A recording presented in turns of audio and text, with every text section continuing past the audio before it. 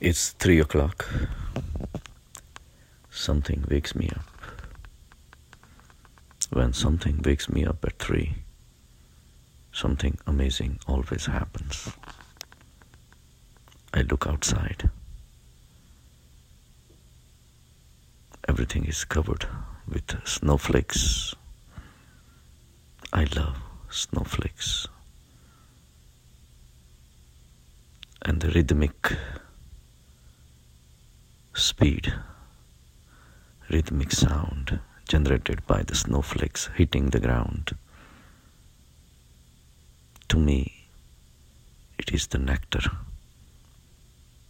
given to me by the nature.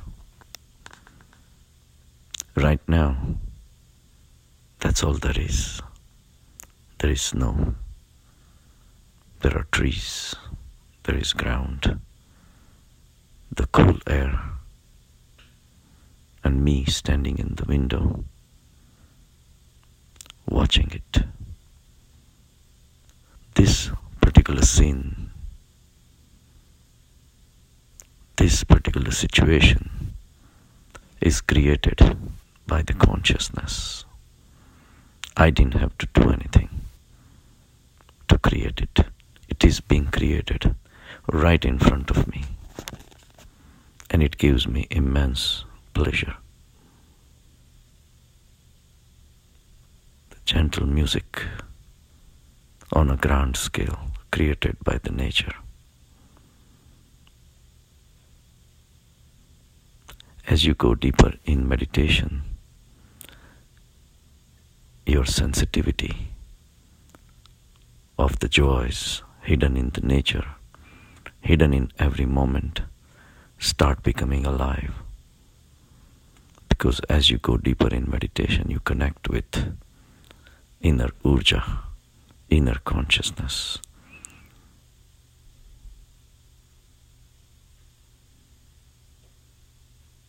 As we talked in the last audio, that giving advice to the others is violence. Your action of giving the advice comes alive because of your likes and dislikes. And it's not necessary that your likes and your dislikes match completely with the other person. His dislikes could be your likes, and your dislikes could be his likes. This is the cause of suffering in the sansar. Our likes and dislikes are like our weapons, whether we know them or not. This is what makes the relationships incongruous. They don't fit with each other because of likes and dislikes. The opposite person may not be on the spiritual path, may not be understanding this particular fact, that likes and dislikes are the cause of suffering. But you are different. You are on the path of spirituality. You are on the path of meditation. You go within. Be sensitive to your own mental activity, and you realize that likes makes you run towards it. Dislikes also makes you run away from it. Either way, you are running. But the likes and dislikes are at the mind level, fed by the same consciousness that's within you. So you start realizing that likes is a mistake, dislikes is a mistake. Both way, you're wasting your energy. And because of your likes and dislikes, you get prompted to give advice to the others. No, This is gonna stop from your end when you realize that giving advice is a violence in a very, very subtle way, because it creates disturbances in someone else's mind. He is happy in his own likes and dislikes, which is his ego. Only life will teach him that ego is suffering. But that will be his lesson. That will be his experience. But meditating and realizing that our likes and our dislikes are the cause of suffering to someone else should make you realize and change the course of your life.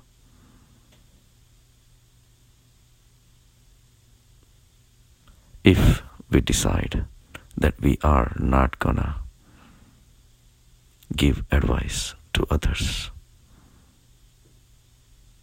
giving advice is the act, is the action. Actions are always preceded by thoughts. So are you gonna stop thinking also that such and such person should do such and such things? Now that's hard. But realize this, you have decided you are not gonna give advice to anyone else. Unless it's asked for, of course. But if you decide you're not gonna give advices to someone else, what should be our next step? Our next step is to stop thinking about others' behaviors, others' likes, others' dislikes, others' actions. Even if we don't give advice to others, we are continuously thinking of others all the time. It seems like a futile activity, but now we are trying to tame the tiger by the tail. Now we have the tail in our hands, and that is our decision, not to give advice to anyone unless asked for. So what will be the consequences? If you really follow this, this could make you climb the stairs to the heaven. Because as soon as you take a decision, you will go to the next step. That if I'm not going to give the advice to others, who am I to keep looking at others, keep observing others? What are they doing, what they are not doing, what they should be doing, what they should stop doing, what they're doing? All these are unnecessary mental activity. Our mind is filled with the others all the time. The others are the reason that you exist.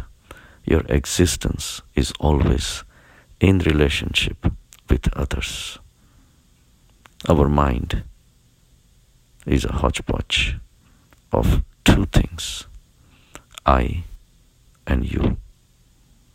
The you includes everybody else in the world.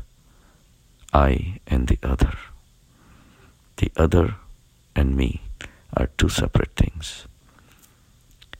But now you have taken a bold step in stopping thinking about the other. Unless it's your sansaric duty as a mother, you have to think of the child till he or she grows up. Things like that, being practical. But overall speaking, we're not going to watch other people's behavior and criticize or analyze in our minds. Because so far we were doing it only so that we can fix the others. But we have taken a decision. We are not going to fix the others. Little by little, we realize our mind starts becoming calm and peaceful. A lot of mental activity starts going down because you realize the flimsiness of thinking all the time about others. As long as the others are alive, you yourself are alive. And as the other starts fading out of your mind, you are left just with yourself. You and your likes and dislikes. And it is fine. But little by little you will realize that as you go deeper, your likes have not been as strong as the likes, and your dislikes are not as strong as they were before, because they were contrasting with others' likes and dislikes.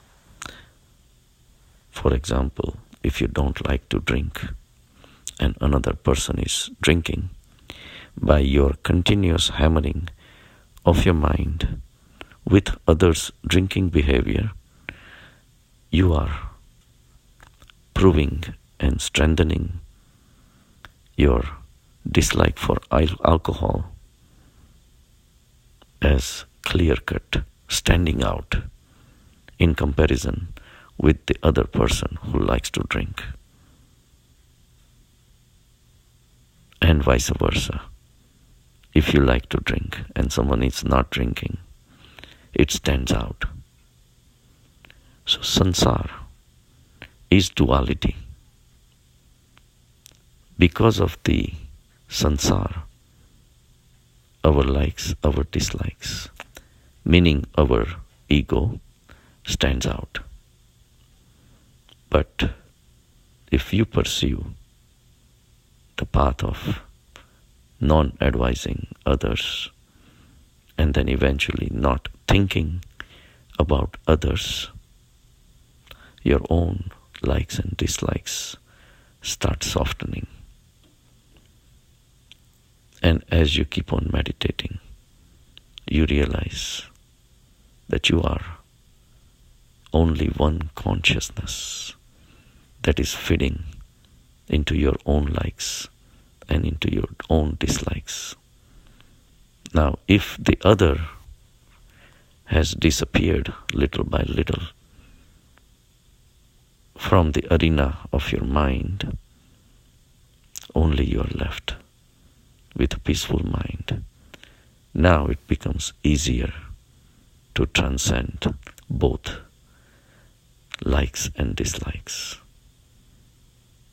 You realize the same energy goes in harboring the likes in your mind, and the same energy also goes in harboring dislikes. So you rise higher with little practice. You just be aware of this energy, the urja, the inner consciousness that is neutral, that is non-biased. And what happens? You transcend the ego, because your likes and dislikes, the combination of both, defines you. And they get dissolved. They get transcended. You transcend your ego, and the ego starts receding. The other already has disappeared, and now the next demise is that of your ego. So what is left? Pure consciousness. Same consciousness that's in you is also outside. The consciousness keeps on creating the scenes in front of you. Every single second, a new scene is created for you. You didn't do anything. It just happens. The sansar keeps on rotating. Different scenes keep coming in front of you. Sometimes there are beautiful scenes. Sometimes there are ugly scenes. Sometimes there are scenes that you like. Sometimes there are scenes you don't like. But they are the scenes destined to move. Like or not, they will move. Every single situation moves. When the good situation is created, we become happy. And like a fool, we believe that we created that moment. You made that money in the stock market, or you invested and you came out a winner, and you are enjoying. That's all you relish, cherish, and the ego seems to be winning. Until a bad situation comes, and it always does. A life can never be a perfectly happy life all the time for everyone, because the life is ups and downs. So when the down moment comes, you feel you are suffering. You seem to be realizing you made a mistake in certain investments or in dealing with someone else or whatever. The suffering is the time to wake up. But suffering also does not last. Just the way the happy moments doesn't last, the suffering also doesn't last. When the suffering comes, you become depressed. And you think that your ego thinks that I lost. And it starts making plans to take a revenge and fight back. That's your mistake. When the suffering comes, it's time to reflect upon it. Go within and you realize. And one thing stands out, that every single thing in front of you keeps on changing. Likeable to unlikable. Happiness, sadness, gains, losses. Everything is created by only one single consciousness. Scenes may be different. Just like on a screen, a movie comes which is full of happy moments and sad moments. But it's the same light source that's bringing up both the moments. And you, as a spectator, are watching, not realizing that happy moments in the movie or sad moments in the movie are both play of the light, the energy.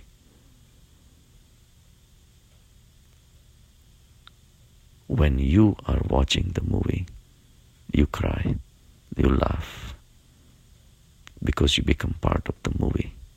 Same way the sansar is a movie. And you as your ego, you are part of it because of your likes and dislikes.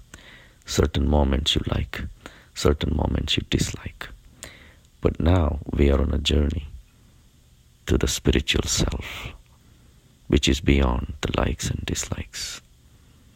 Because now, gradually, through meditation, you realize that likes and dislikes only are part of your ego.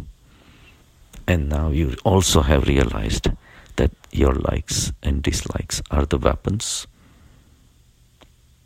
which have been responsible for causing violence in the society, disturbing someone else's mental field. And now you're going to transcend it. By transcending, you realize that likes and dislikes both disappear. And what remains is pure consciousness inside and outside. Every single tree, every single brick, every single asphalt, every single snowflake, every single molecule of the cool air that's gushing outside. Everything together is creating a beautiful harmony right now. Few moments later or few hours later, this may be gone, and the same consciousness brings another scene which may not be likable by you.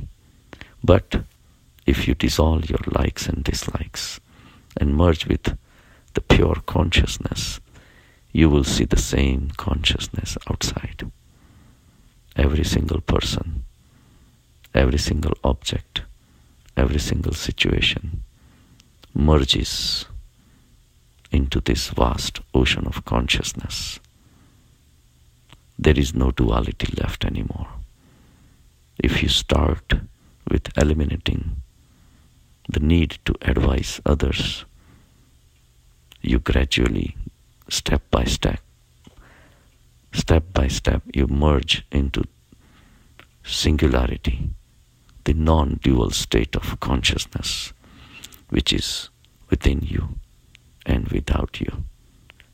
In fact, until you dissolve your likes and dislikes completely, the total consciousness doesn't come alive. And it will come alive once you realize the futility of your likes and dislikes. And then what happens? Every single moment becomes a gift of consciousness for which you didn't do anything. The consciousness keeps on creating.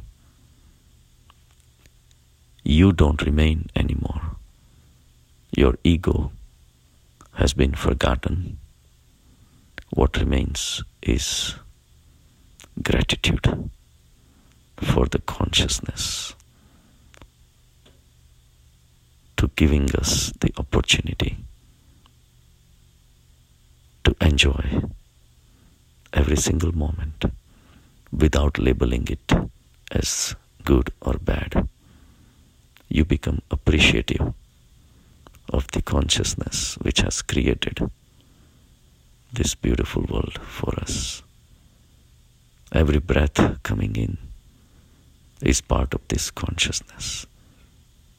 Your eyes, your ears, your nose, your touch, smell are allowing you to enjoy this beautiful world. Then even the snowflakes, the dance of the snowflakes becomes the nectar. You can drink and you can get drunk on the consciousness itself. Because the same consciousness that brings the suffering in your life is the same consciousness brings the joyous moments in your life. And they keep on changing all the time for everyone. The world is incomplete as it is in the duality. When you are suffering, don't think that you are the only one suffering. Suffering is a part of life for everyone. But only the one who can transcend their own likes and dislikes, the ones who can transcend their ego, can enjoy this consciousness all the time. Consciousness can be intoxicating because you have gone beyond the sufferings of the ego, the runnings towards the likes, runnings away from dislikes, running away from judging people. All these things are gone, and you're left with absolute peace in your mind, which brings you down to such a low level, meaning shunya level. Only the shunya gives you the glimpse of totality. Only shunya can be purna. And when you dissolve all your likes and dislikes by understanding that it's just a game being played on the mind, but you exist beyond the mind.